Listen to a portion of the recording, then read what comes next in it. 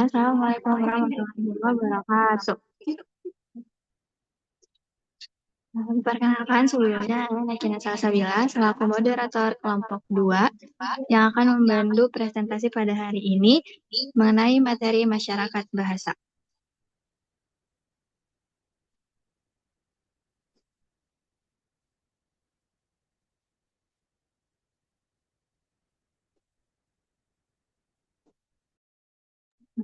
Dengan anggota kelompok, yang pertama ada Indi Atiyah Yumna, yang kedua ada Ismini Ma'atiyah, yang ketiga ada Nakina Salsabila, yang keempat ada Nazu Amalia, yang kelima ada Genia Rahmi.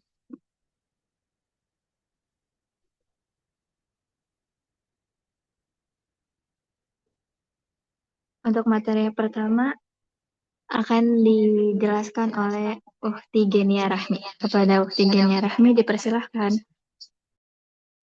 Ya, baik. Terima kasih kepada Ukti Nakina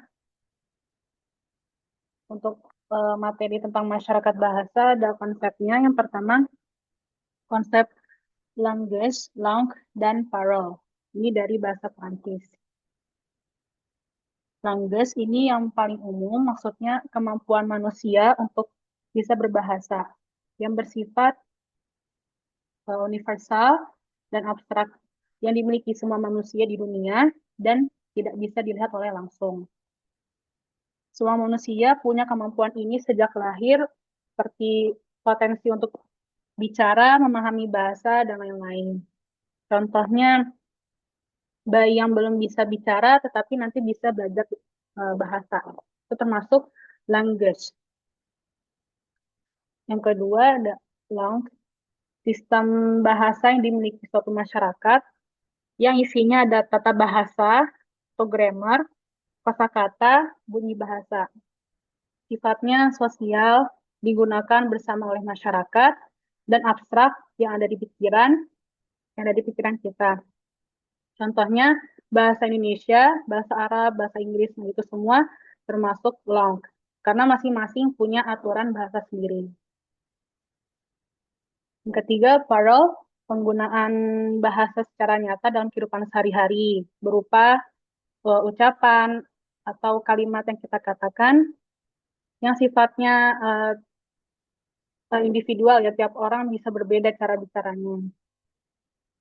Contohnya bilang aku lapar gitu. Yang lain bilang lagi lapar nih. Nah, itu termasuk parole yang berbeda-beda maksud ngomongnya, cara ngomongnya seperti apa gitu. Boleh next slide. Istilah linguistik sendiri berasal dari bahasa Latin lingua yang berarti bahasa. Maksudnya itu ilmu linguistik itu memang ilmu yang mempelajari bahasa, baik struktur, penggunaan maupun maknanya. Dalam kajian linguistik modern yang dipelopori oleh Ferdinand de Saussure, objek utama yang dikaji adalah langue sebagai sistem bahasanya dan parole sebagai realisasi penggunaan bahasa. Parole dapat berupa percakapan sehari-hari seperti pidato maupun tulisan. Berbeda dengan langue yang bersifat kolektif. Parole bersifat individual yang seperti tadi saya sudah jelaskan. Perbedaan utamanya ketiganya terletak pada sifatnya. Language bersifat universal, langue bersifat sosial, dan parole bersifat individual.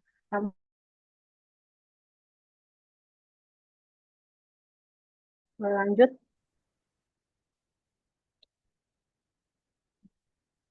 Dikembalikan kepada moderator. Oke, terima kasih untuk Ukti Genia penjelasannya. Untuk materi selanjutnya akan dijelaskan oleh Ukti Wawa. Pada Ukti Wawa dipersilahkan. Terima kasih, Ukti Nakina.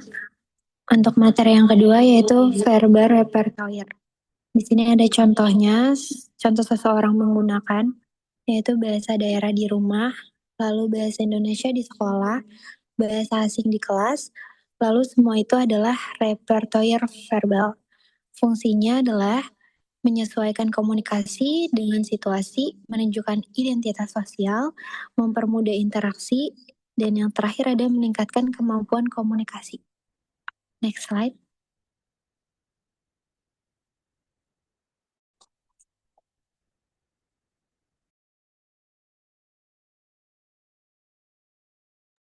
Baik, terima kasih Ukti Najwa untuk penjelasannya.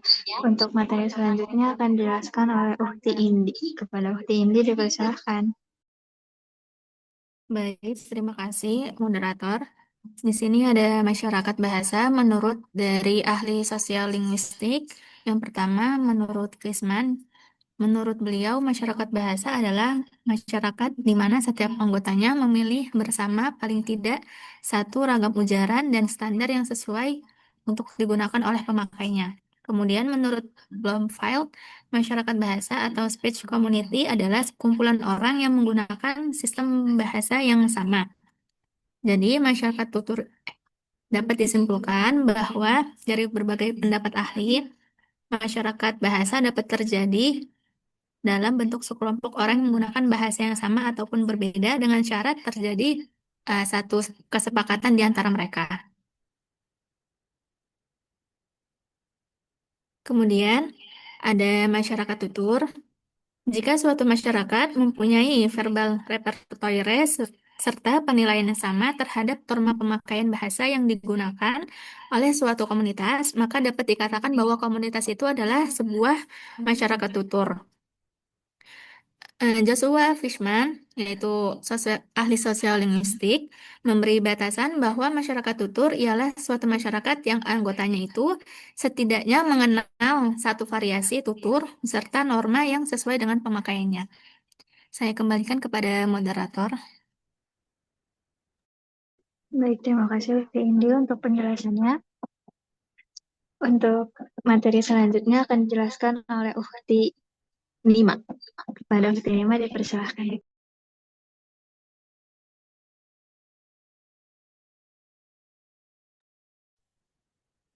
Baik, selanjutnya situasi bahasa Arab. Situasi bahasa Arab adalah kondisi penggunaan bahasa yang dipengaruhi oleh faktor sosial, budaya, dan konteks komunikasi. Lalu ada menurut Joshua Fishman, penggunaan bahasa sangat dipengaruhi oleh domain seperti keluarga, pendidikan, agama, dan juga pekerjaan.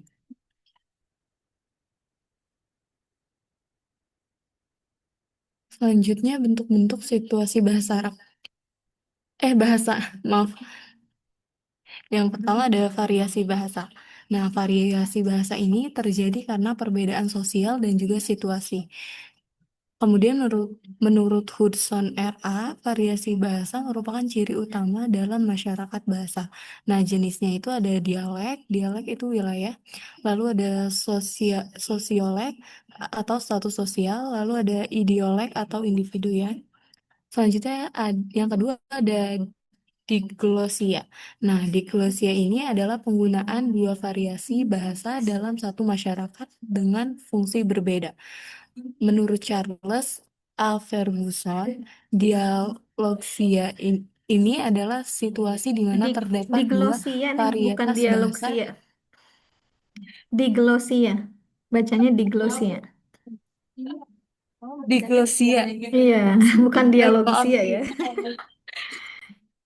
Situasi di mana terdapat dua varietas bahasa, yaitu varietas tinggi dan juga rendah yang digunakan dalam konteks berbeda. Contohnya ada bahasa Indonesia. Bahasa Indonesia itu formal ya, kemudian ada bahasa daerah. Bahasa daerah merupakan informal. Nah, selanjutnya yang ketiga ada bilingualisme dan multilingualisme. Menurut Uriel Wenrich, bilingualisme adalah kemampuan menggunakan dua bahasa secara bergantian.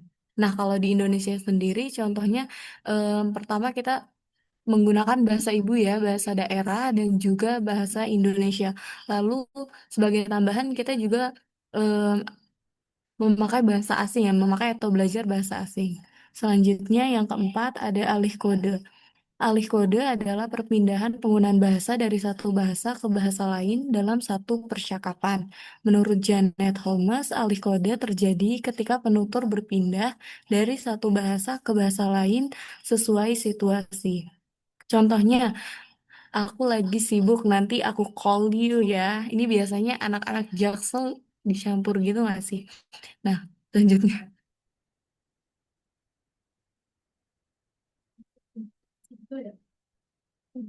Oke, ini ada campur kode ya. Ya, ini yang ke 5 ada campur kode. Campur kode adalah percampuran unsur bahasa dalam satu tuturan. Menurut Suito, campur kode terjadi ketika unsur bahasa lain disisipkan tanpa berpindah konteks. Nah, yang terakhir ada register dan ragam bahasa. Menurut MAK Holiday, register adalah variasi bahasa berdasarkan fungsi dan situasi pemakaian. Contohnya ada bahasa medis, bahasa hukum, dan juga bahasa akademik.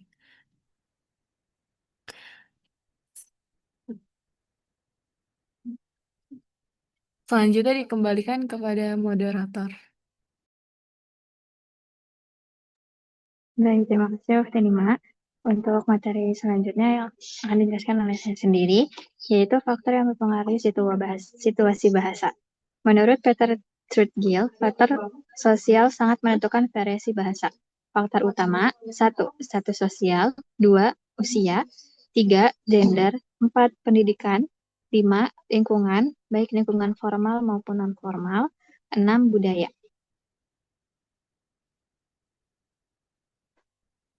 Bahasa dan gender. Bahasa adalah alat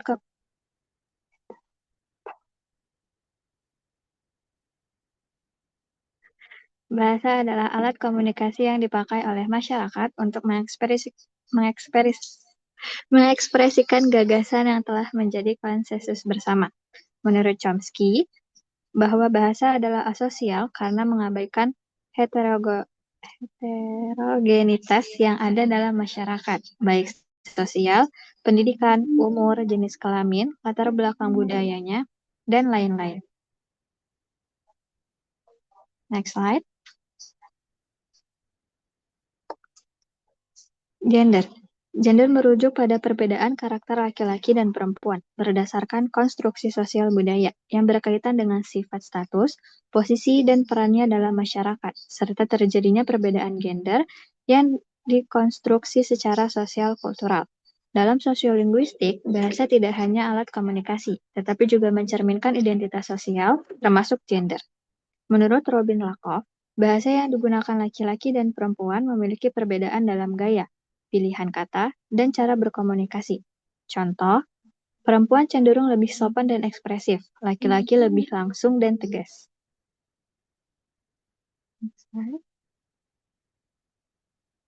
Contoh situasi bahasa di masyarakat Indonesia. 1. Di kampus. Presentasi. Presentasi biasanya masyarakat Indonesia lebih sering menggunakan bahasa formal. Untuk diskusi lebih sering menggunakan bahasa semi formal, sedangkan di tongkrongan kebiasaannya banyak orang yang lebih memakai bahasa yang santai. Jadi tidak begitu formal dan tidak juga memakai bahasa yang semi formal. Yang kedua, di media sosial. Di media sosial banyak campuran kode, yaitu antara bahasa Indonesia dan bahasa Inggris. Yang ketiga, di keluarga. Di keluarga biasanya lebih sering didominasikan oleh bahasa daerah. Ini menunjukkan bahasa bisa berubah sesuai dengan situasi sosial.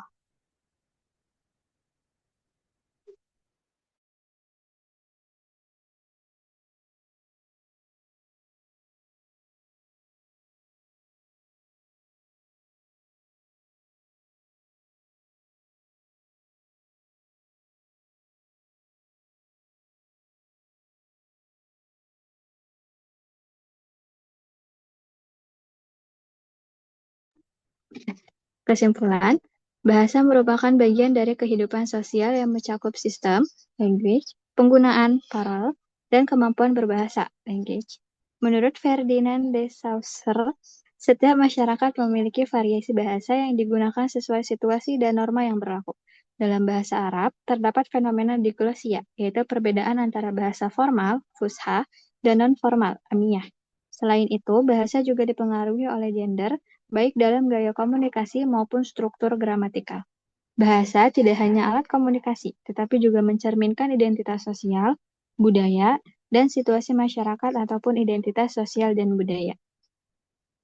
Nah,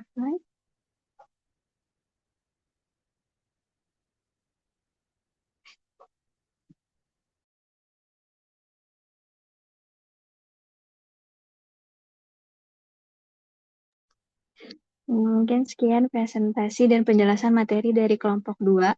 Untuk teman-teman yang lain, jika ada pertanyaan boleh ditanya.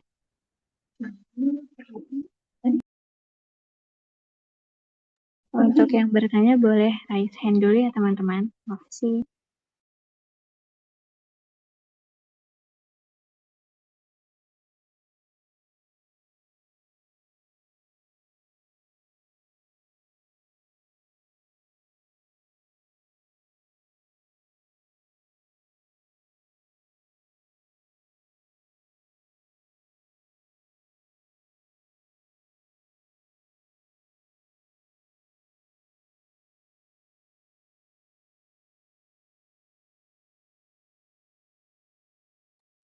Ayo teman-teman,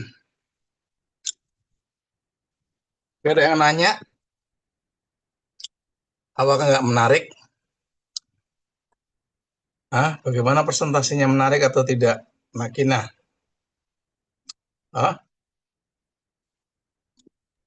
Presentasinya gimana? Baik, untuk Nadia boleh silakan bertanya. Iya, terus silakan bertanya. Ya, terima kasih Nakina atas kesempatannya. Ini tadi buat yang verbal repertoire belum ada penjelasannya ya, soalnya langsung ke contoh.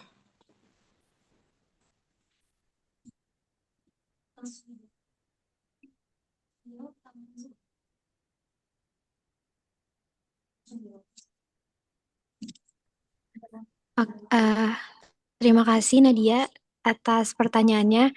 Mohon maaf mungkin tadi untuk penjelasan verbal repertoire-nya kehapus. Jadi verbal repertoire adalah keseluruhan kemampuan bahasa yang dimiliki seseorang atau kelompok dalam berkomunikasi, meliputi berbagai bahasa, dialek, ragam, serta gaya bahasa. Nah, tadi contohnya itu yaitu bahasa Inggris di media sosial serta bahasa Arab dalam pembelajaran agama. Bagaimana Nadia, apakah sudah paham? Baik, Najwa sudah terjawab. Terima kasih. Sama-sama.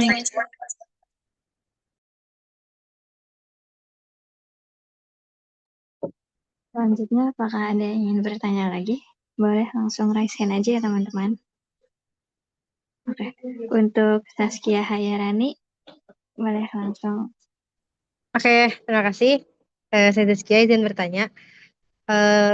Di era media sosial yang sekarang seperti TikTok dan Instagram, apakah batas masyarakat bahasa itu masih ditentukan oleh wilayah atau sudah bergeser ke komunitas digital? Terima kasih. Terima kasih Saskia untuk pertanyaannya.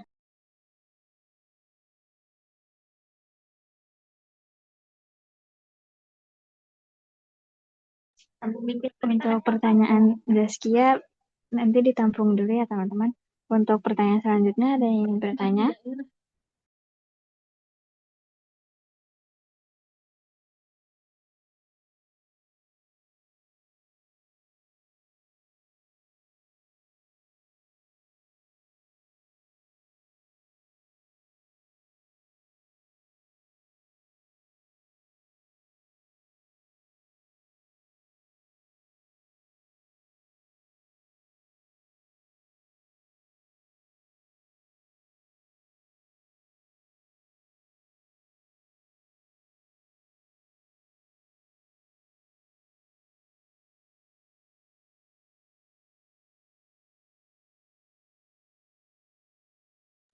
Apakah ada yang ingin bertanya lagi teman-teman?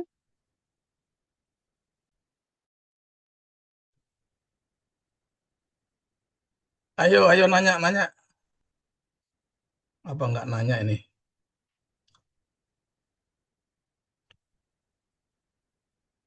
Iya, Ibu Mas itu udah siap ini mau menjawab nih. Iya,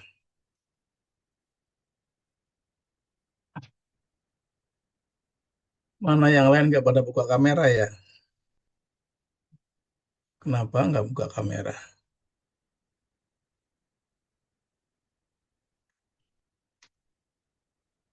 Oh, Alia, Ratu, Rizka, pada kemana nih? Kurnia, Oke, untuk Haikal dipersilahkan.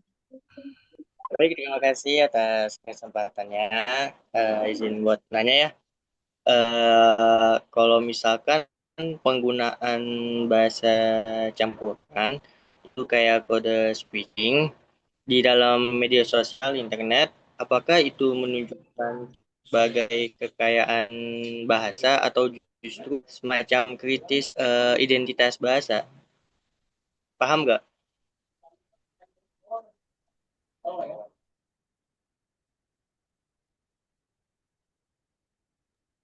Paham. Terima kasih Haikal untuk pertanyaannya. Ya,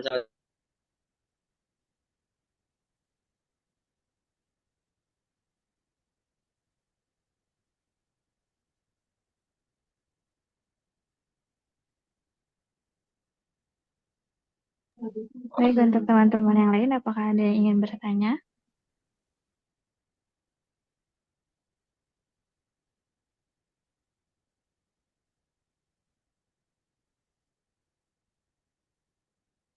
apa ini? Kok ada iklan? Kok ada iklan punya saya?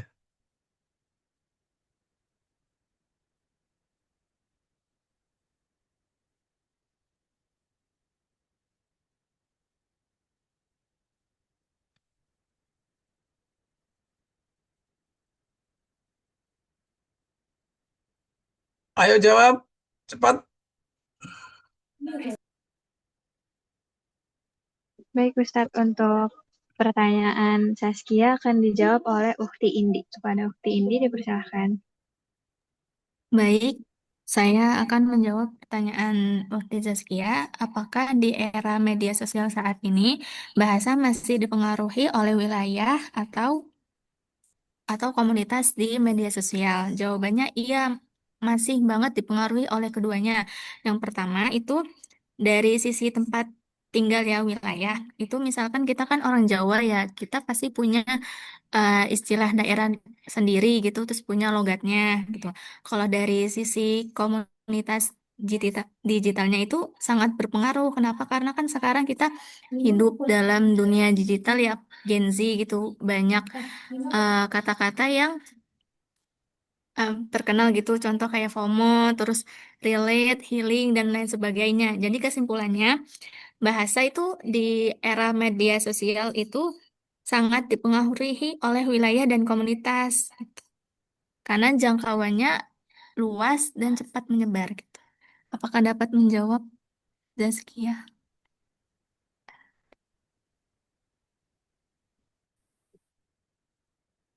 Iya, iya, iya, iya.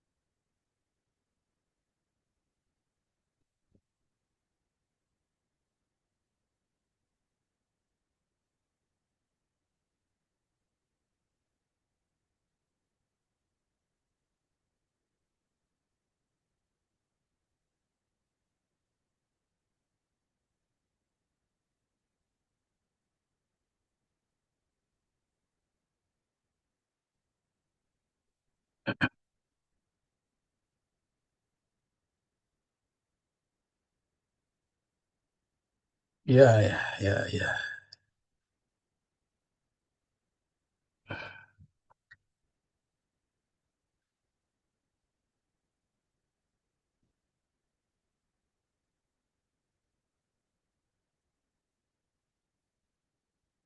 Ayo udah, pada pertanyaannya berapa ini? Satu lagi, Ustadz ya. Pertanyaan Sat- Haikal belum kejawab ya tadi. Satu lagi. Iya, Ustaz, satu lagi sebentar, Ustaz. Ayo udah buruan aja jawab gitu loh. Masa pakai lihat-lihat apa itu, apa namanya, pakai nanya AI apa gitulah. Kelamaan. Ya, Ustaz, izin menjawab pertanyaan dari Haikal. Apa penggunaan bahasa campuran di internet menunjukkan kekayaan bahasa atau justru krisis identitas bahasa? Penggunaan bahasa campuran di internet bisa dilihat sebagai kekayaan bahasa sekaligus potensi masalah, tergantung penggunaannya. Dalam sosiolinguistik, hal ini dianggap wajar karena menunjukkan kemampuan berbahasa yang fleksibel dan kreatif. Namun, jika digunakan berlebihan hingga menggeser bahasa utama, bisa menimbulkan kekhawatiran tentang identitas bahasa. Jadi, bukan krisis, melainkan bentuk adaptasi bahasa di era digital, asalkan tetap seimbang dalam penggunaannya. Gimana, Akhi Haikal, apakah terjawab? Sangat menjawab. Terima kasih. Terima kasih juga. Terima kasih juga, sama-sama. Sama-sama, terima kasih. Iya, gimana? Mungkin cukup sekian presentasi dari kelompok 2. Cukup Dikembalikan sekian. Cukup ya?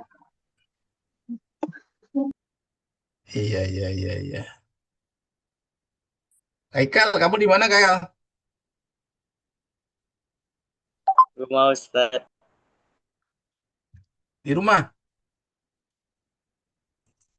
Iya, sama saya juga. Iya. Sama saya juga. Iya, sama kan? Sama di rumah, iya. Sama di rumah, ya. Iya. Oke, ya jadi apa namanya? Tadi saya lihat, saya tadi masih nyetir ya. Sorry Bu Masito ya, saya duluan nanti sambung Bu Masito ya. Siap-siap, Ustadz. Soalnya apa namanya? Biar kita berbagi ya. Iya tadi saya melihat ya, melihat apa mendengar ya, lihat dan mendengar tentang masyarakat bahasa ya. Tadi ada Langage, ada Langui, dan ada Parul itu kan. Ya di depan ada verbal repertoire ya. Nah itu apa sih konsepnya ya? Jadi menurut Ferdinand de Saussure itu kan, nah itu bahwa setiap orang ya itu punya bahasa ya, setiap orang itu punya bahasa. Jadi itu yang disebut dengan langagi tadi kan. Nah, bahwa setiap otak manusia itu apa namanya menyimpan aplikasi bahasa ya. Jadi istilah sekarang menyimpan aplikasi bahasa ya. Jadi eh, yang membedakan kita dengan gorila misalnya, walaupun struktur hardware-nya sama, ya kan, tetapi gorila tidak punya apa namanya aplikasi bahasa. Nah, oleh Ferdinand de Saussure itu disebut dengan langagi, ya, bahwa manusia memang punya bahasa, ya, manusia itu memang punya punya bahasa, yang lain tidak punya bahasa, ya. Hewan nggak punya bahasa, ya, hewan nggak punya bahasa, ya. Kalau dia punya bahasa, tentu dia akan berbeda-beda bunyinya, ya. Pasti dia akan berbeda-beda bunyinya, ya kan. Seperti pernah saya katakan ya, eh, kalau jago Arab misalnya, bunyinya uzkurullah. Kalau pagi kan, iya bunyinya uzkurullah, ya. Kalau di Sunda mah eh, bilangnya kongkorongok, ya kan, kongkorongok. Kalau di Jawa nanti kukuruyuk, ya beda. Nah itu beda-beda kan. Nah, itu kalau di Arab bunyinya uzkurullah, uzkurullah, uzkurullah itu. Nah ternyata ayam Arab, ayam Jawa, ayam Sunda mah sama, itu kan. Iya, bunyinya ya seperti itu. Iya, dia tidak bunyi. Nah, itu konsep dari Langagi. Ya, konsep dari Langagi itu adalah memang sebuah aplikasi yang dimiliki oleh manusia. Nah, lalu ada Langui. Nah, Langagi ini sifatnya abstrak. Ya, Langagi ini sifatnya abstrak. Ya, abstrak. Nah, sifatnya abstrak. Lalu yang kedua ada Langui. Ya, Langui itu adalah bahasa yang dimiliki sebuah komunitas. Ya, bahasa yang dimiliki oleh sebuah komunitas. Bahasa Arab misalnya, bahasa Inggris misalnya, bahasa Jawa misalnya, bahasa Sunda ya, bahasa Lombok ya. Eh, ada orang Lombok di sini?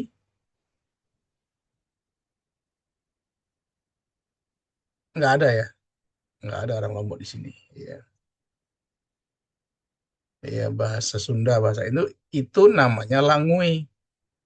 Ya, mengapa dia apa namanya Langui itu dipengaruhi karena adanya apa? Karena adanya stimulus respon.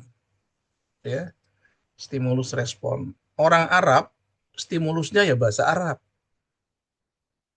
Anak-anak kecil di Arab kok pinter bahasa Arab ya? Ya kan? Ya jelas karena stimulusnya stimulus Arab.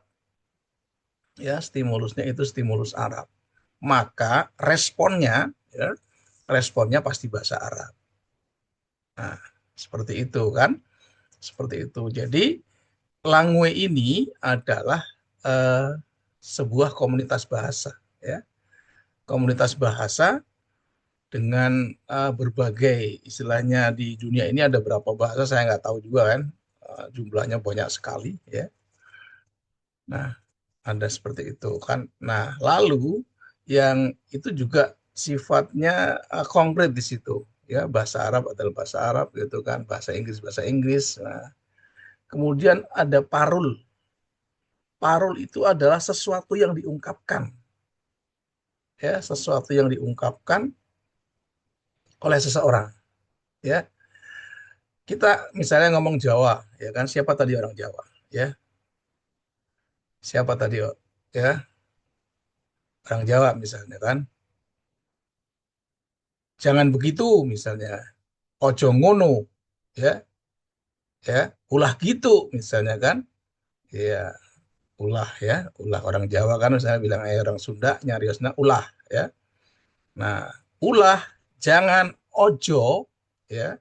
Jawa itu ojo ya. Ojo, ulah, terus jangan itu adalah parul. Nah, itu sifatnya konkret. Ojo, jangan ya. Terus apa namanya? Ulah ya. Itu disebutnya adalah parul. Adalah konkret dari sebuah bahasa yang diungkapkan. Dari sebuah komunitas masyarakat bahasa.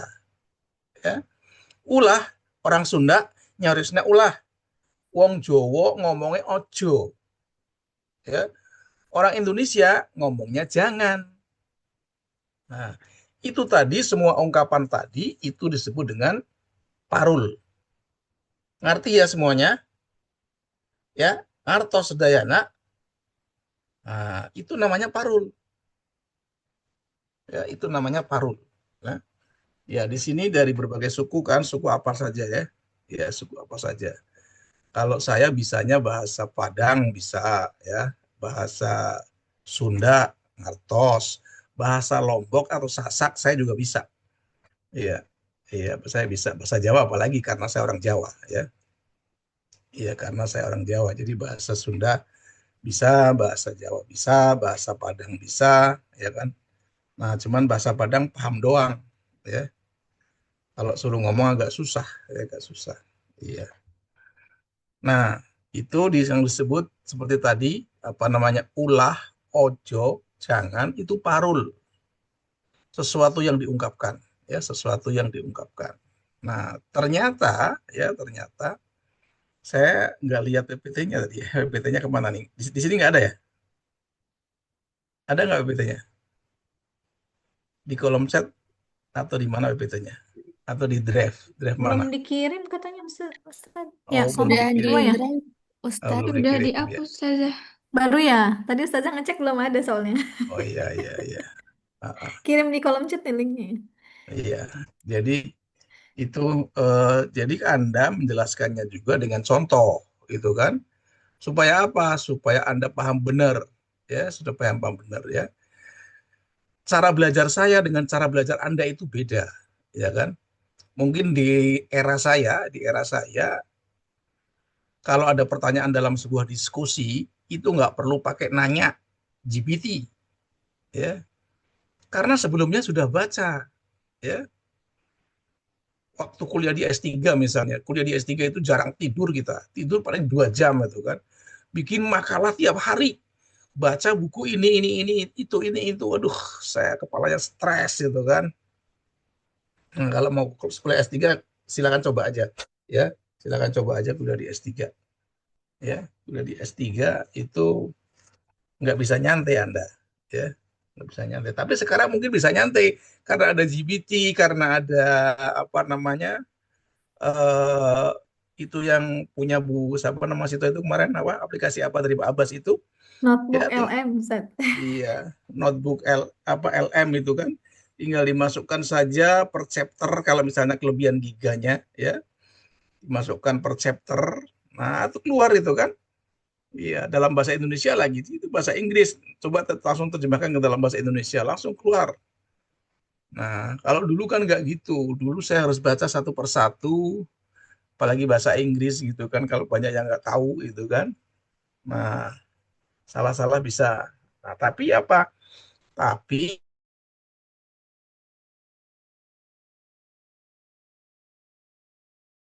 sutur, ya.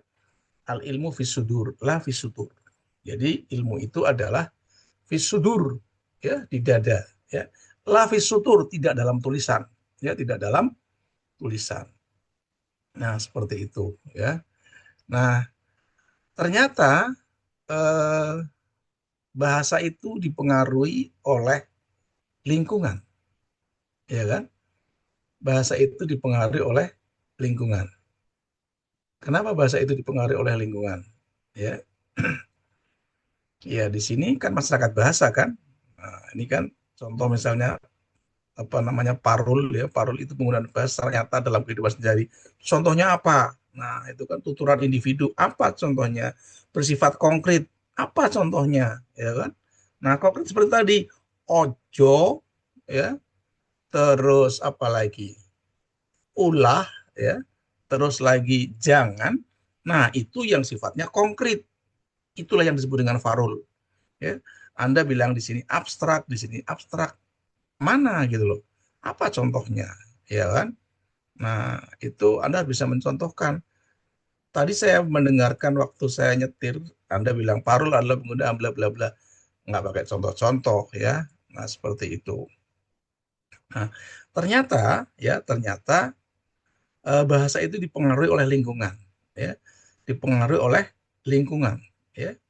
Kenapa dipengaruhi? Sehingga seseorang itu apa namanya, bisa mempunyai verbal repertoire, ya. Saya ketika di Jakarta misalnya, orang kadang nggak tahu saya orang orang Jawa, nggak ngerti gitu kan. Iya, nggak ngerti saya orang Jawa, apalagi namanya pakai cakam tulisannya di situ. Nggak ada bahasa Jawanya Supriyanto, ya kan, Sugiarto, itu nggak ada itu, ya. Nggak ada nama saya, ya. Pakainya Hakam Peltur, saya CH lah kan, disamakan dengan Cherly, ya kan. Iya, Cherly sama dengan apa namanya, siapa lagi kalau CH, ya kan, ya. Chamber misalnya kan sama dengan CH tulisannya, karena ejaannya jangan bahasa Inggris, ya, Chamber, Charlie, ya kan, Charles gitu kan. Nah, maka cakam panggilannya, ya kan. Nah, padahal saya dari bahasa Arab, orang tua saya nulisnya pakai CH, ya. Kalau orang bahasa Arab memanggil saya cakam, berarti dia nggak bisa bahasa Arab, ya kan. Pasti dia nggak bisa bahasa Arab, nggak lulus bahasa Arabnya, pasti dia nggak bisa, karena bahasa saya adalah bilha, hakam failasuf, ya, itu bahasa Arab, ya. Hakam itu adalah orang yang bijak, failasuf itu adalah orang yang ahli filsafat, seperti itu. Nah, tapi kalau Anda panggilnya Pak Cakam, berarti Anda bukan anak bahasa Arab, ya pasti bukan anak bahasa Arab. Karena Anda menyamakan, menganalogikan dengan Charlie, Chamber, ya kan? Apalagi apa namanya, apalagi ya? Terus Charles. Nah, sama itu kan. Nah, makanya pakainya pakai C, ca gitu loh. Oke. Nah, karena bahasa itu adalah terpengaruh juga oleh lingkungan. Nah, lingkungan itu bisa banyak. Ya, lingkungan itu bisa banyak. Lingkungan sosial itu bisa banyak ya, bisa banyak sekali lingkungan sosial. Nah, lingkungan itu pasti banyak ya. Anda ketika berhubungan dengan teman-teman Anda, masyarakat akademis, ya masyarakat akademis. Anda ketika ketemu dengan apa namanya, dengan orang kampung misalnya ya kan, orang Betawi Ciganjur dengan Betawi Tanjung Priuk beda. Ya beda. Saya bisa apa namanya, istilah-istilah yang apa namanya, dari orang Betawi Ciganjur saya banyak ngerti ya, karena saya dulu sering berkomunikasi dengan orang Ciganjur ya, sama-sama Betawi tapi nggak sama. Betawi Tanjung Priok, Betawi Ciganjur, Betawi Bekasi beda-beda ya, beda-beda. Nah, verbal toil seseorang itu juga dipengaruhi oleh apa namanya, lingkungan ya. Nah, ketika Anda di kampus, ketika ada di kelas, ketika ada apa namanya, sering apa namanya, berhubungan dengan bahasa asing, nah sehingga nanti akan terjadi apa yang disebut dengan apa? Apa yang disebut dengan campur kode, alih kode. Nah, di situ nanti ada diglosia, ya kan, tadi ada apa namanya, dialek, ada sosiolek, ada idiolek, ya. Seperti Pak Safruddin, Anda pernah belajar Pak Safruddin? Pernah nggak diajar Pak Safruddin? Ya, Benar. pernah. Dia atau beliau sering mengatakan piteken, ya, piteken. Berapa kali piteken yang diucapkan? Saya nggak ngerti istilah piteken itu dia, tapi ciri khasnya beliau mengucapkan piteken. Perhatikan saja, Bu Masito, kalau misalnya Pak Safruddin berbicara, ya itu idiolek, ya artinya sesuatu bahasa yang punya ciri khas yang dimiliki oleh Pak Safruddin. Kalau saya apa, saya nggak ngerti karena saya sendiri kan, mesti orang lain yang ini kan, iya, yang memperhatikan gitu kan. Nah itu idiolek. Idiolek seseorang artinya punya ciri khas bahasa, ya punya ciri khas bahasa yang memang tidak bisa dibedakan dengan orang lain, nggak bisa dibedakan. Nah, termasuk di situ intonasi, ya intonasi, terus gayanya, ya itu bahasanya Pak Safruddin, banyak Bu Pasito misalnya kan, seperti itu, ya. Nah, karena tadi apa, ada interaksi sosial, ya interaksi sosial yang berbagai macam, sehingga ya sehingga yang terjadi di sini ada dialek, ada idiolek, ya, ada apa lagi. Nah, sehingga bentuk-bentuk variasi, ya. Sekarang sosiolek misalnya, setiap orang punya status sosial yang berbeda, ya, setiap orang punya status sosial yang berbeda. Tetapi ketika seseorang sudah apa namanya bergaul dengan berbagai macam suku, ya kan, berbagai macam suku, nah kadang tidak diketahui orang itu, ya. Seperti saya misalnya, ya, saya nggak, kalau saya ada sedikit keceplosan nanti mungkin orang Jawa nih kan, nah saya kelihatan Jawanya gitu kan, tapi di awal-awal mungkin nggak kelihatan Jawanya, ya. Nah, saya termasuk multilingualisme, ya. Kalau bilingual kan bahasa Arab atau bahasa ibu dengan bahasa Indonesia, ya. Iya, multilingual. Saya bahasa Sunda alhamdulillah bisa, ya. Bahasa Jawa pastilah bisa, ya, sampai yang pernik-perniknya, ya kan. Nah, tetapi ada juga bahasa Jawa saya dengan apa namanya orang Surabaya itu beda, ya. Sama-sama bahasa Jawa, ya, sama-sama bahasa Jawa. Orang Cirebon sama orang Surabaya suruh ngomong berdua dengan komunikasi bahasa Jawa, nggak ada yang nyambung. Kenapa nggak nyambung? Padahal sama-sama Jawa. Dia sama-sama Jawa tapi nggak ngerti. Ya, ya orang Surabaya suruh ngomong bahasa Indramayu, tempatnya siapa namanya Pak Hambali misalnya. Iya, nggak bakal nyambung. Nah, oleh karena itu di dalam bahasa Jawa itu ada bahasa bakunya, ya, ada bahasa bakunya. Ada bahasa bakunya yang mungkin semua orang bisa paham, ya. Tapi sekarang juga mungkin bahasa Jawa atau bahasa Padang atau bahasa akan mulai punah, ya. Kenapa punah? Karena generasinya sudah nggak mau menggunakan lagi, ya. Itu pun ketika acara di pengantin ada apa namanya istilah-istilah yang kamu sendiri nggak paham, orang Jawa nggak paham, ya. Ya orang Jawa nggak paham. Kenapa nggak paham? Misalnya istilah mangayu bagyo. Mangayu bagyo apa? Ya kan? Itu bahasa Jawa. Ya, mangayu bagyo. Ya, artinya mangayu bagyo itu ya apa namanya ikut senang, ya, ikut apa namanya berpartisipasi juga itu kan. Nah, mangayu bagyo apa ya? Susah kan? Nah, itu termasuk bahasa Sunda ya. Nah, Sunda itu macam-macam Sundanya kan. Masalah makan aja kan. Makan itu banyak sekali istilah itu kan di sana.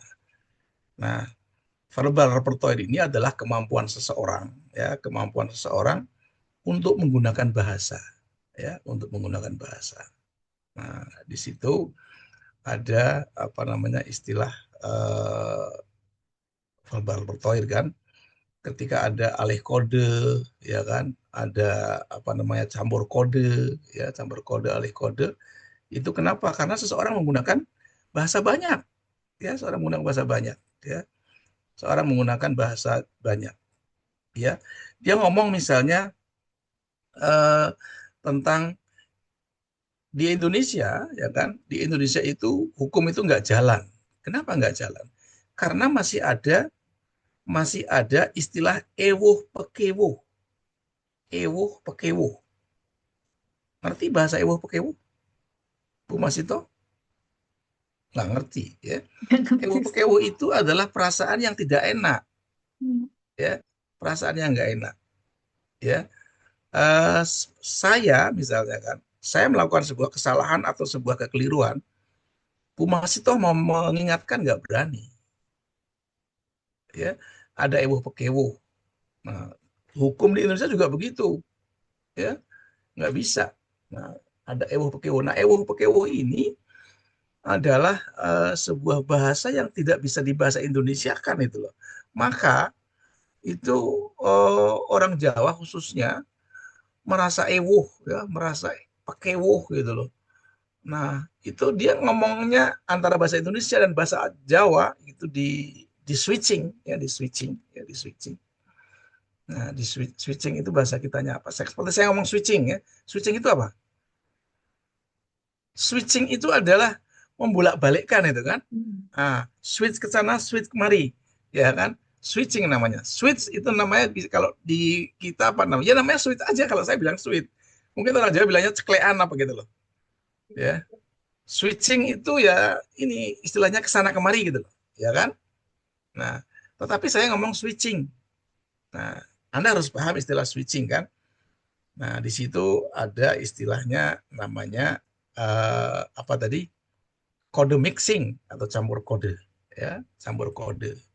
Nah, itu khususnya orang-orang yang multi bahasa, ya, orang-orang yang multi bahasa.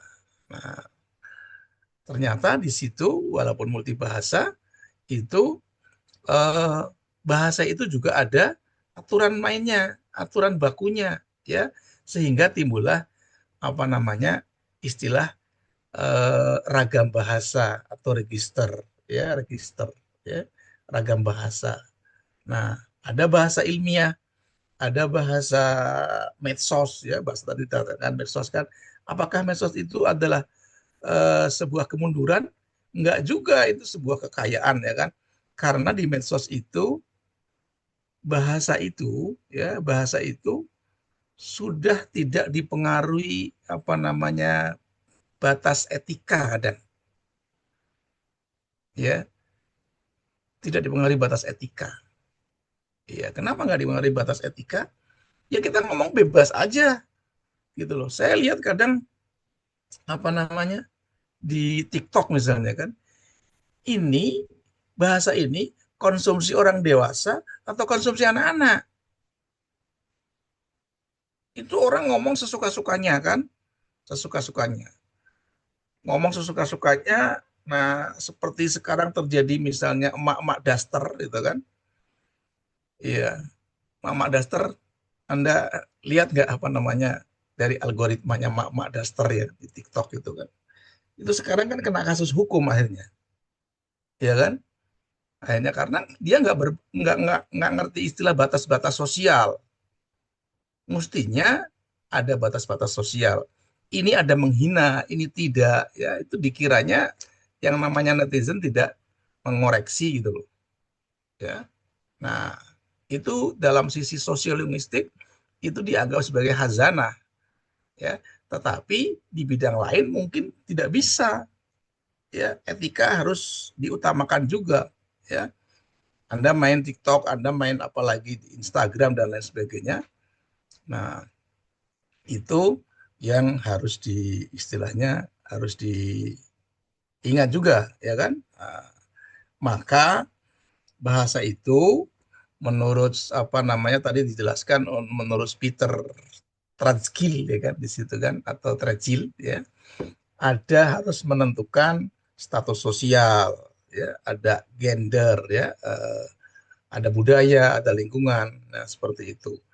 Ketika saya ngobrol di kereta misalnya, ya, saya ngobrol di kereta itu apa namanya? Orang langsung bisa nyebut misalnya Bapak ngajar. Nah, kenapa? Ya kan?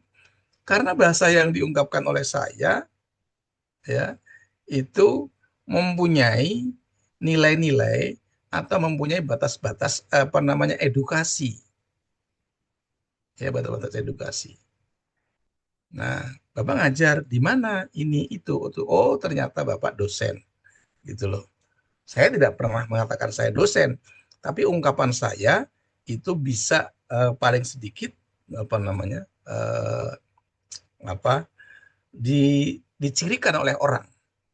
Ya, dicirikan oleh orang. Tapi saya juga bisa bergabung ya ketika dengan mereka-mereka yang masyarakat bisnis misalnya. Karena memang saya juga orang bisnis. Ya, dikiranya saya orang bisnis biasa ya kan. Bisnis biasa karena saya kalau naik kereta itu biasa pakai celana jeans dan pakai kaos. Nggak pernah yang pakainya kayak siapa namanya dimasukkan lah inilah bajunya gitu kan. Nggak pernah itu kan.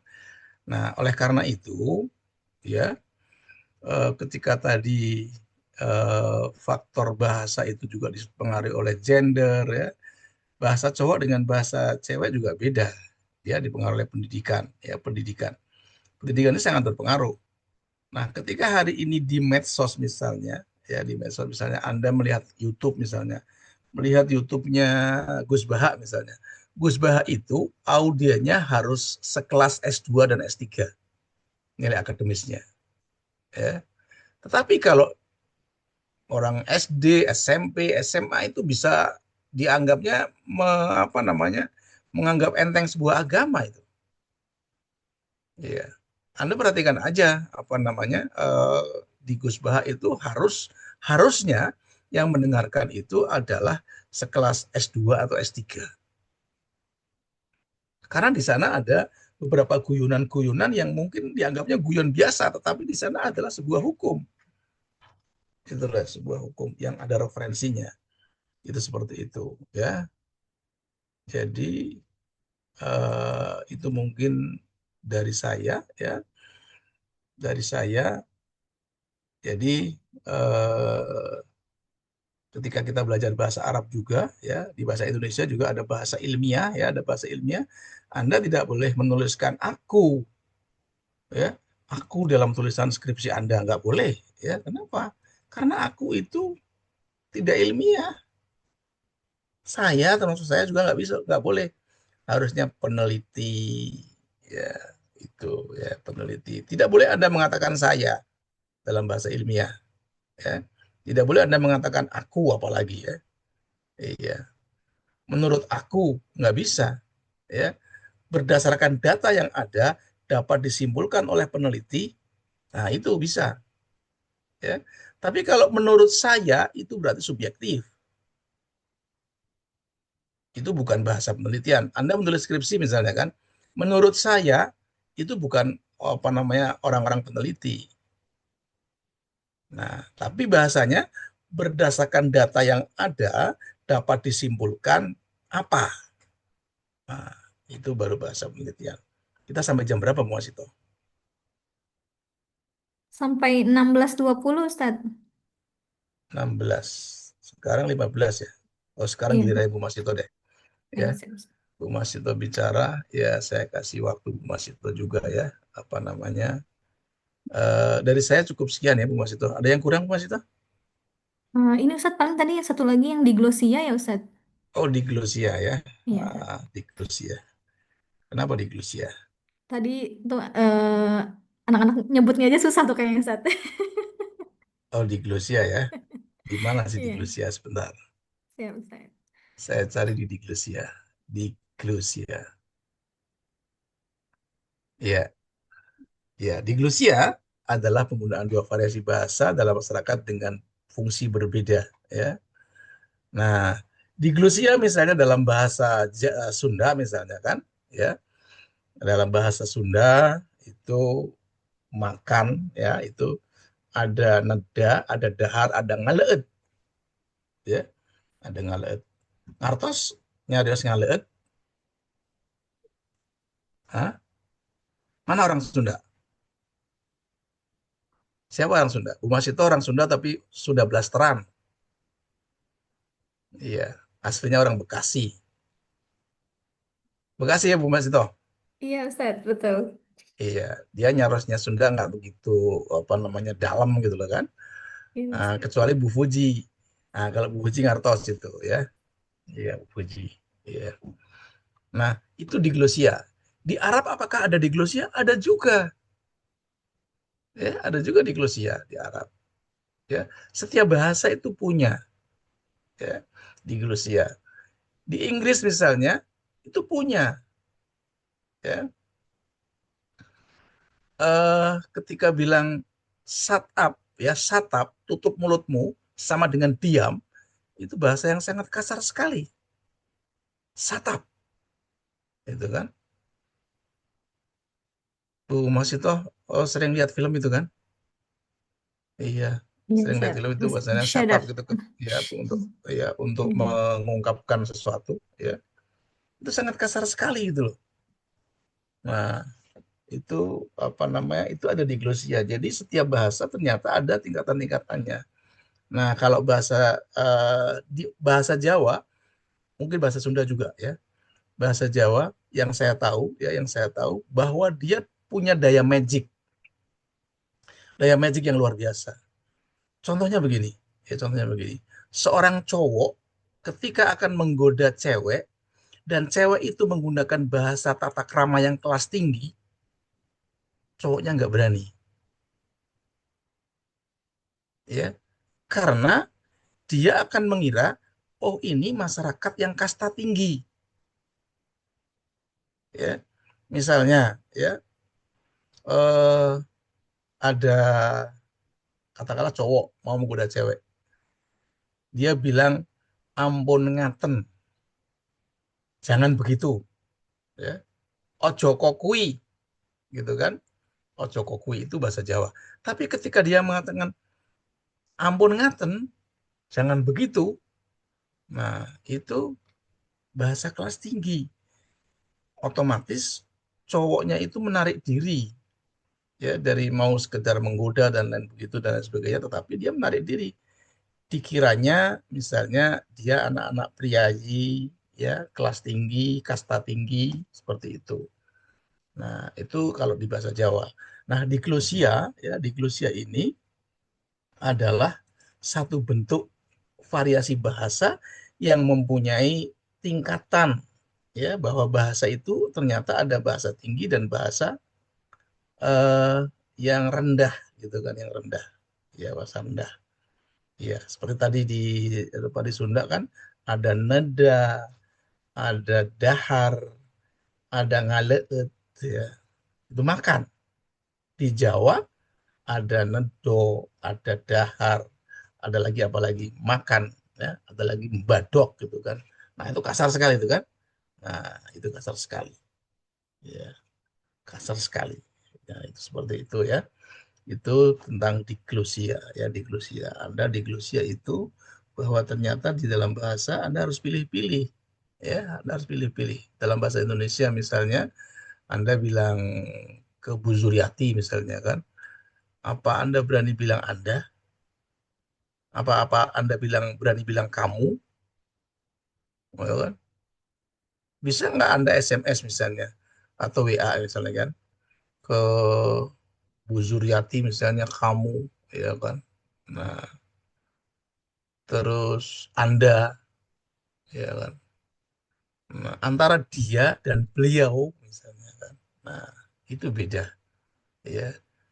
Dia, beliau, nah, itu beda. Nah, itu saja mungkin dari saya Bu Masito. Ya.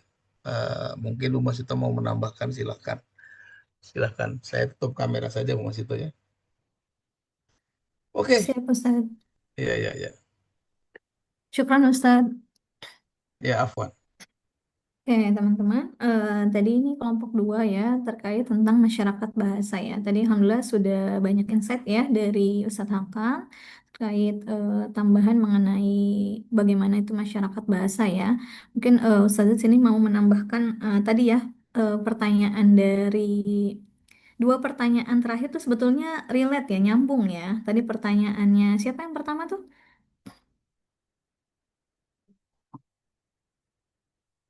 Saskia Ustazah. Saskia ya. Mm-mm. Tadi pertanyaan Saskia dengan pertanyaannya Haikal ya. Nah, tadi ini kalau kita soalnya kita menghubungkan dengan bagus ya pertanyaan ini menghubungkan dengan fenomena atau kondisi ya sekarang kita nih yang mana apa sudah berkembang teknologi dan kita sudah sangat erat dengan sosial media ya. Terus kemudian bagaimana ketika kita berkomunikasi di sosial media gitu ya, terus kita kaitkan dengan apa namanya masyarakat bahasa ini gitu ya. Eh, Bagaimana ketika kita berkomunikasi di sosial media, apakah apa kondisi kita gitu ya ketika berkomunikasi itu menjadi apa namanya wilayah itu menjadi membatasi atau tidak gitu ya.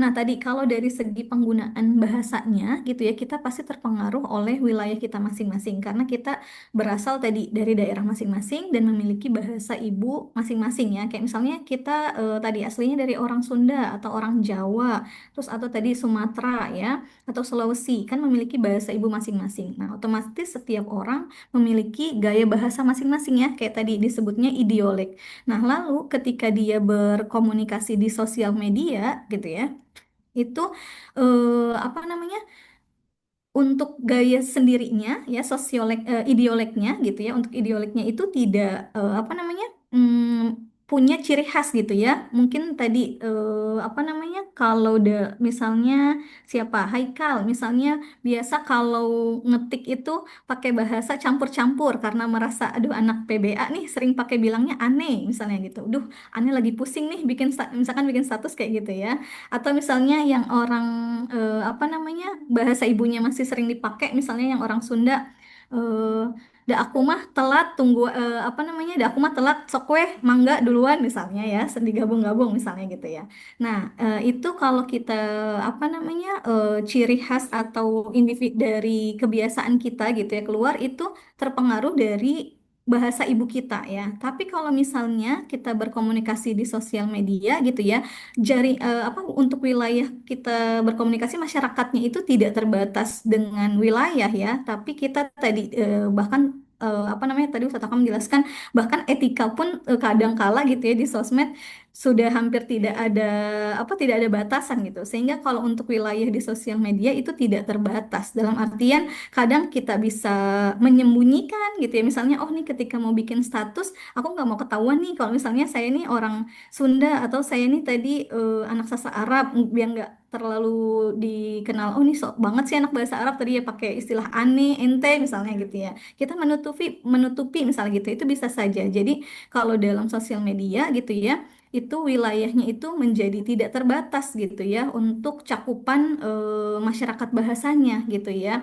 Nah, itu justru tadi menjadikan lebih luas sehingga dalam komunikasi kita itu akan menimbulkan tadi adanya alih kode atau campur kode gitu ya. Nah, itu bisa bisa mewujudkan fenomena seperti itu gitu ya. Tadi karena adanya pengetahuan kita ya tadi verbal repertoire kita yang sudah terinput ya terinput dalam diri kita karena kan kita nih bahasanya bahkan bukan lagi bilingual ya kita sudah multilingual karena kita punya bahasa ibu tadi ya masing-masing daerah terus kemudian kita punya bahasa Indonesia sebagai bahasa resmi dan juga kita belajar bahasa asing ya kan minimal tuh kita mengetahui atau mempelajari 3 bahasa gitu ya nah sehingga itu input yang masuk ke dalam diri kita gitu ya bahasanya makin banyak. Nah, sehingga dalam repertoire kita itu menjadi beragam. Nah, sehingga parol yang keluar dari kita ya dari tuturan kita itu menjadi bisa menyebabkan adanya campur kode atau alih kode dalam tuturan kita ya. Karena kadang kan kita tidak sadar gitu ya karena tadi input bahasa kita yang banyak gitu ya sehingga ketika kita bertutur kata baik ataupun sekarang bikin status atau caption gitu ya kadang nggak sadar itu kita mencantumkan atau menggabungkan beberapa bahasa dalam satu tuturan gitu ya. Nah, sehingga dari situ tadi menyebabkan adanya fenomena alih kode atau campur kode. Nah, lalu nyambung ke pertanyaannya Haikal tadi. Nah, fenomena campur kode atau alih kode itu apakah bisa disebut dengan kekayaan bahasa ataukah menjadikan krisis identitas. Nah, atau kita bisa bilang fenomena alih kode atau campur kode ini termasuk hal yang positif atau negatif gitu kan.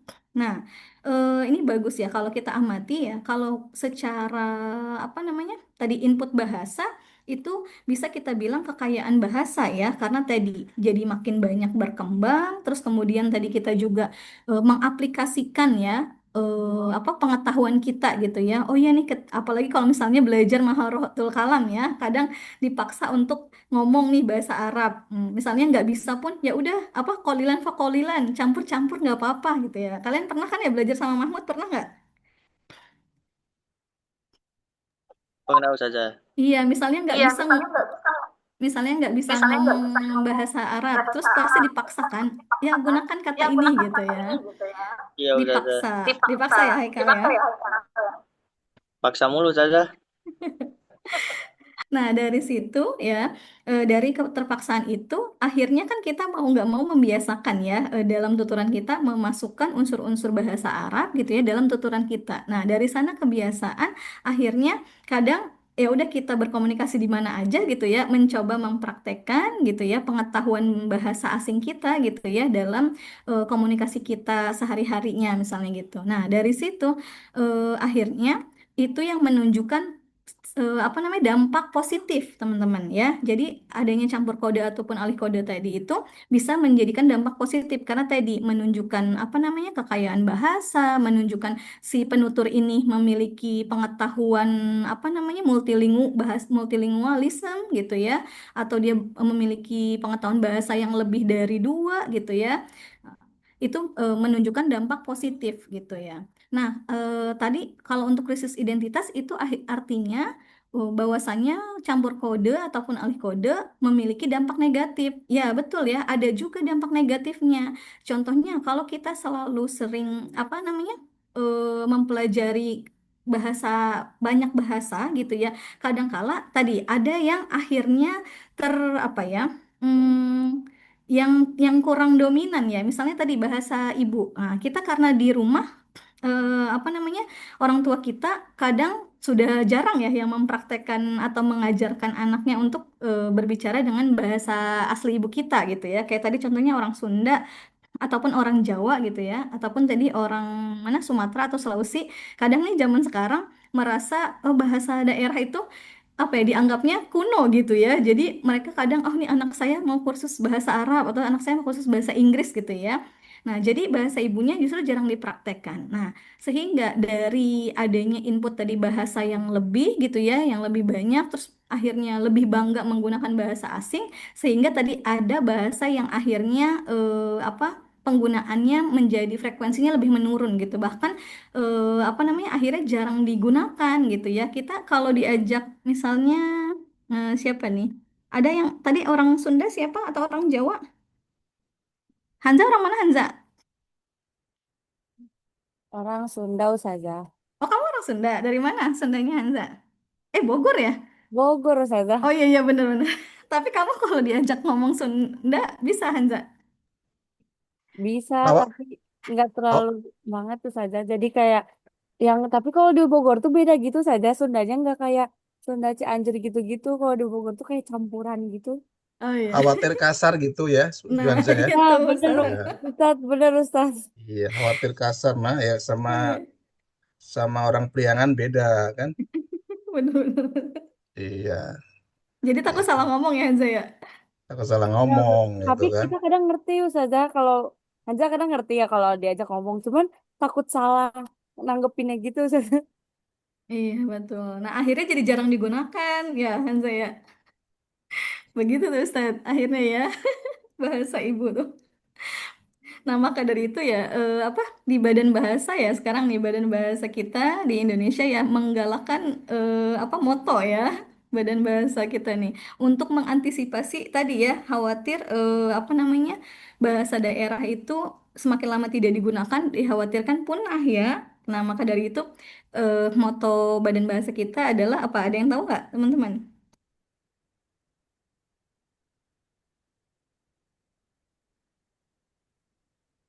Ayo apa ada? Sebenarnya.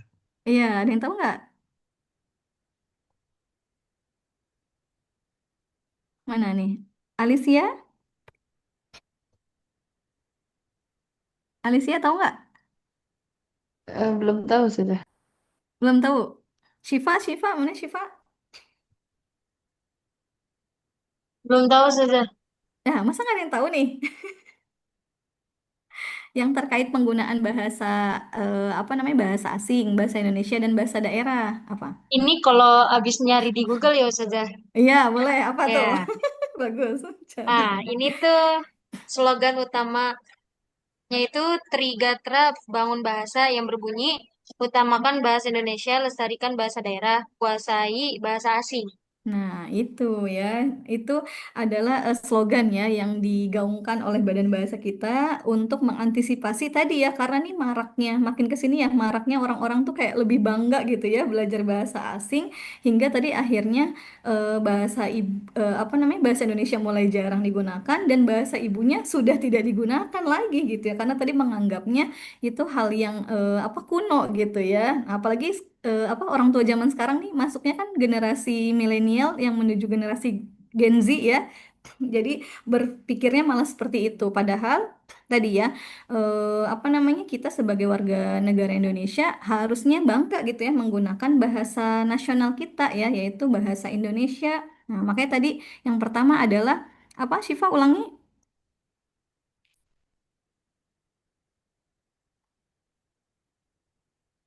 Utamakan bahasa Indonesia, Nah, itu ya, utamakan bahasa Indonesia. Terus kemudian bahasa daerahnya harus diapain? lestarikan bahasa daerah, Nah, harus dilestarikan ya. Jadi tetap harus kita jaga. Ah, minimal tadi kalau lagi di rumah atau misalnya sesama ketemu sesama temen yang oh tadi nih orang Sunda atau tadi orang Jawa, orang Sumatera gitu ya. Nah, minimal ajak komunikasi dengan bahasa daerah gitu ya. Itu dalam rangka untuk melestarikan bahasa daerah itu. Dan untuk bahasa asing harus diapain? Tadi Syifa? kuasai. Harus dikuasai. Nah, kita tidak menutup mata ya, apa namanya akan pentingnya bahasa asing gitu ya.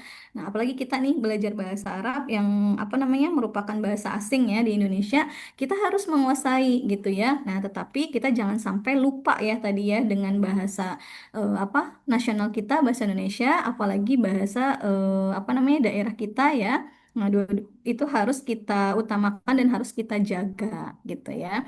Nah, maka dari itu apa namanya?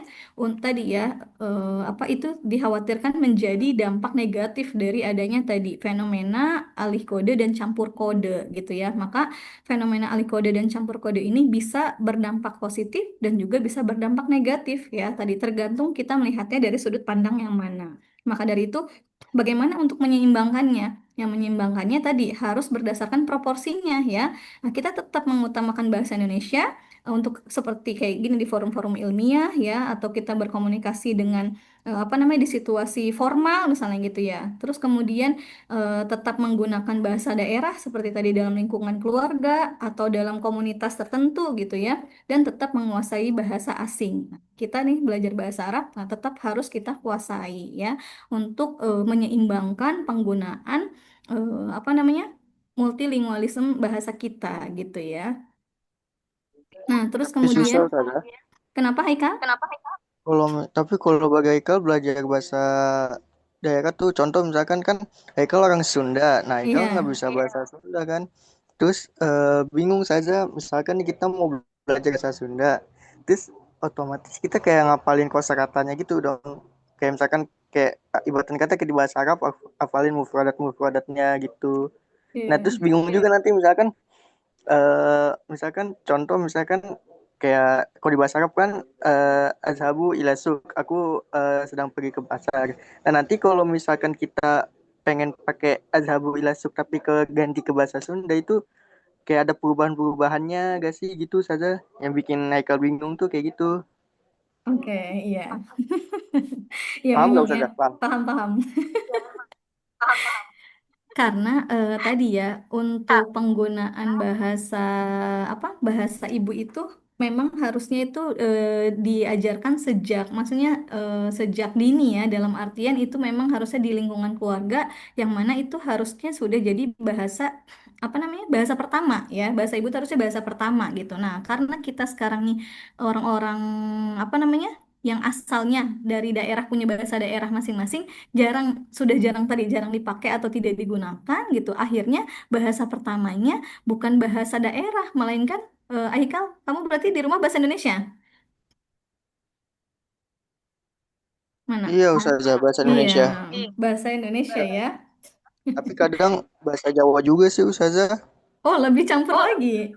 Iya, Orang soalnya Sunda kan tapi enggak, maksudnya campuran. kan di lingkungan Haikal tuh banyak beraneka ragam orang gitu Ustazah. Kayak ada yang Jawa, Sunda, terus kadang nih misalkan ada yang kan depan rumah Haikal kan teras tuh. Jadi kayak ada orang-orang buat ngobrol gitu, tetangga-tetangga. Nah, itu kadang pakai bahasa Jawa, Sunda gitu. Ya Kamu tinggal gitulah di mana, Ustazah, tapi Aikal? condet tuh Ustazah.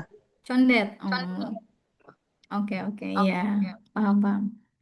Ya, jadi memang kalau apa namanya bukan bahasa kalau kita bahasa pertamanya adalah bahasa Indonesia, ya itu tadi ya bahasa daerahnya menjadi hilang. Nah, maka dari itu sehingga ketika kita tidak diajarkan dari awal ya dari sejak kita kecil gitu ya, itu menjadi kalau di pembelajaran bahasa ya disebut B2 ya atau bahasa kedua. Nah, itu sehingga akhirnya butuh apa proses ya untuk mempelajarinya. Kayak kita belajar bahasa Arab, makanya tadi Haikal bilang ya belajar bahasa Sunda akhirnya jadi ngapalin atau jadi nyesuain lagi gitu kan sama kayak belajar bahasa Arab gitu kan.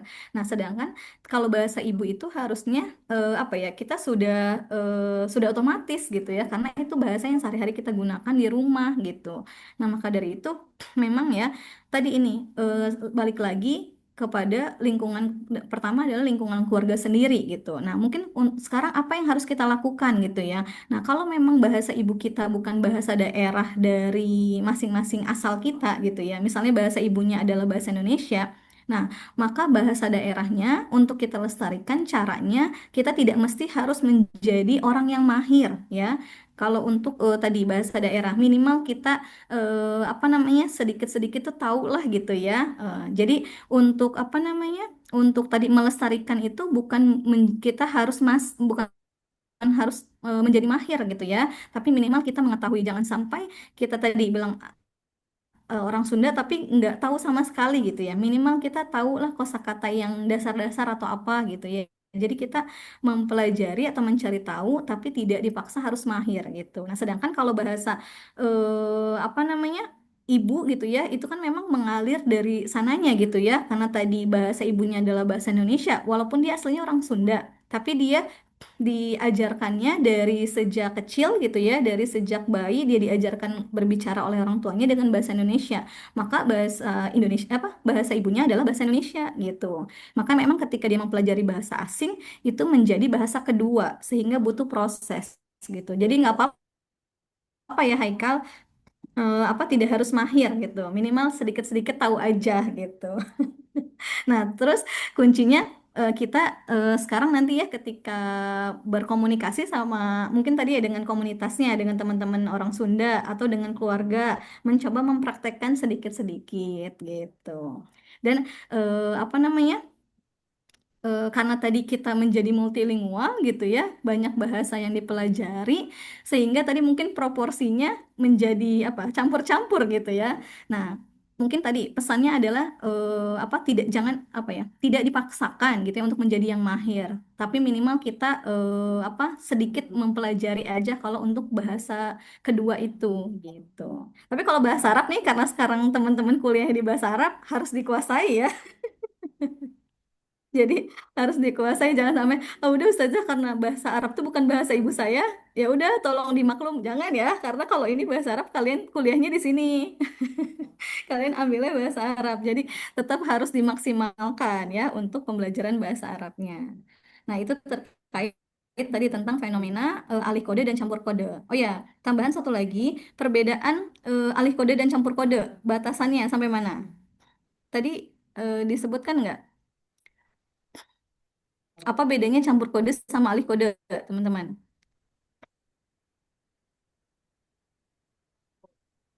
Kayaknya Ustazah pernah sampaikan pas awal ya. Ada yang masih ingat?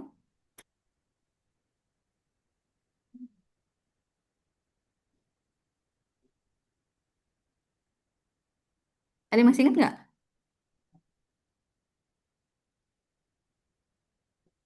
Rahmi? Rahmi? Ingat nggak? Ini bukan Suza, kalau campur kode itu gabungan antara bahasa Indonesia sama bahasa lainnya. Terus kalau alih kode itu percakapan yang awalnya bahasa Indonesia diubah ke bahasa lain. Gitu Suza. Batasannya sampai mana tuh perbedaannya? Sama-sama menggunakan mencampurkan bahasa asing ya dalam satu tuturan. Tadi siapa yang jawab? Waude ya? Ya Suza. Mana nih Waude? Oh iya. Jadi perbedaannya gimana Waude? Kalau tadi kan definisi tuh. Contohnya atau kasih dicontoh biar lebih jelas.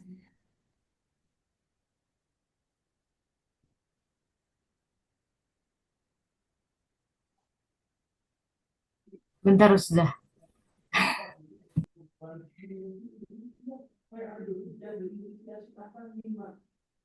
Jadi kalau kayak campur kode itu kayak digabung-gabung gitu nggak sih Suza ngomongnya? Jadi Contohnya, misalnya coba contohnya.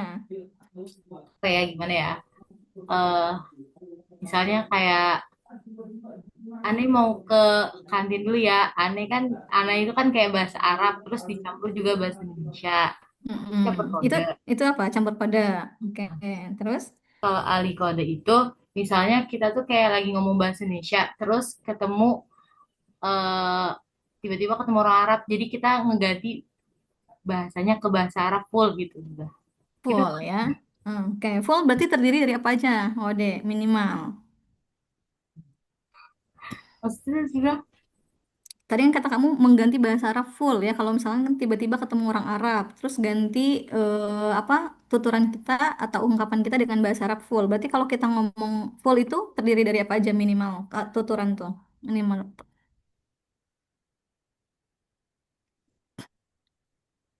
Kan tadi kalau campuran kan hanya satu kata aja bisa kan tadi. Aneh misalnya tadi kan. oh berarti jadinya pakai bahasa Arab semuanya sudah. Iya, berarti bisa terdiri minimal tuh terdiri dari Ini sudah bingung. Tadi udah hampir benar ya, tinggal sedikit lagi. Ya, ada yang mau menambahkan?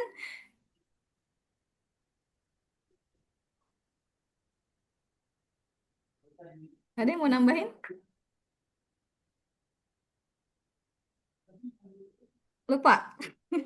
Nah, tadi tadi Ustadz Hakam sempat ngejelasin tuh kalau apa alih kode itu switch. Nah, switching ya. Switching kode ya. Sedangkan kalau campur kode mix ya. Mixing kode ya.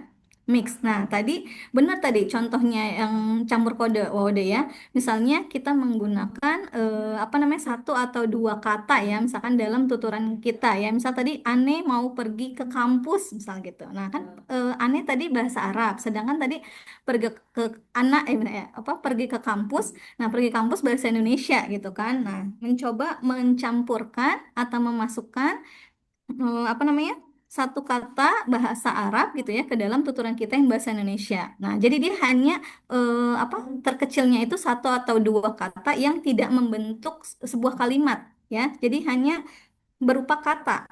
Tapi kalau dalam alih kode itu dia sudah membentuk menjadi kalimat. Nah, jadi misalnya apa namanya? Jadi dia mengalihkan ya, apa namanya? Merubah. Misalnya kita pertama nih lagi ngomong bahasa Indonesia tadi mana Ode ya. Terus tiba-tiba tadi ketemu orang Arab misalnya. Tiba-tiba tadi yang awalnya kita full ngomong Indonesia, terus kita kemudian merubah ungkapan kita gitu ya menjadi full bahasa Arab. Artinya kita merubah kalimat atau tuturan kita yang awalnya tadi bahasa Indonesia full bahasa Arab. Berarti misalnya apa membentuk sebuah kalimat misalnya Naam ya Ustadz, misalnya ana sa'adhab ilal jami'ah misalnya gitu. Jadi dalam satu kalimat itu tuturannya full bahasa Arab gitu. Sedangkan tadi kan kalau dalam campur kode Ane mau pergi ke kampus gitu ya. Jadi bahasa Arabnya hanya parsial, hanya sebagian apa? Sebagai komponen kecil gitu ya. Berbeda dengan dalam apa? Dalam alih kode, dalam apa? Switching kode itu tadi seperti itu.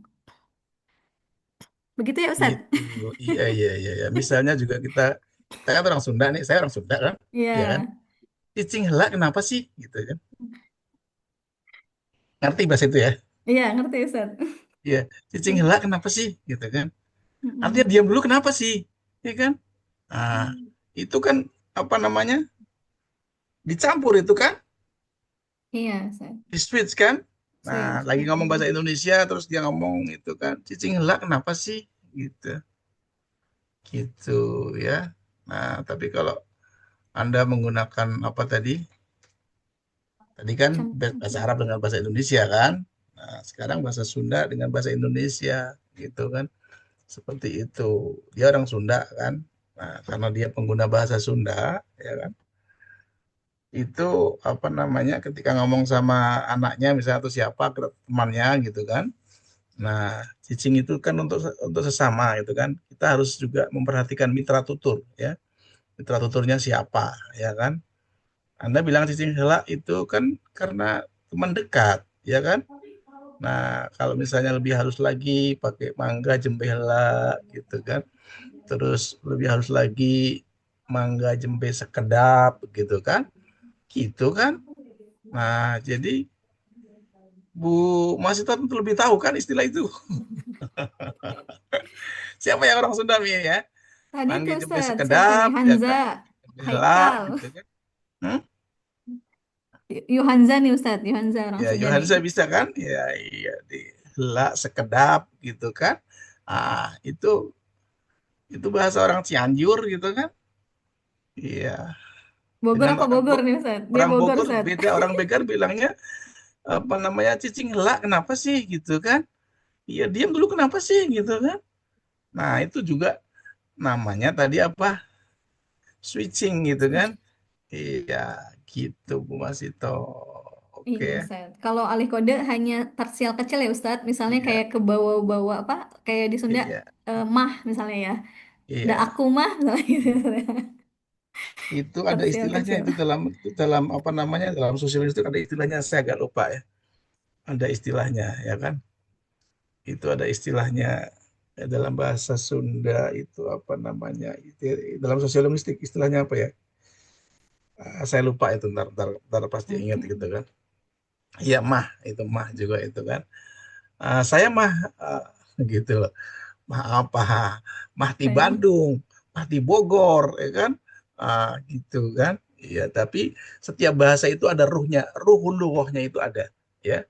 Ruhul lughah. Maka pengguna bahasa yang baik harus mengerti ruhul lughah, ya. Nilai dari sebuah bahasa, ya.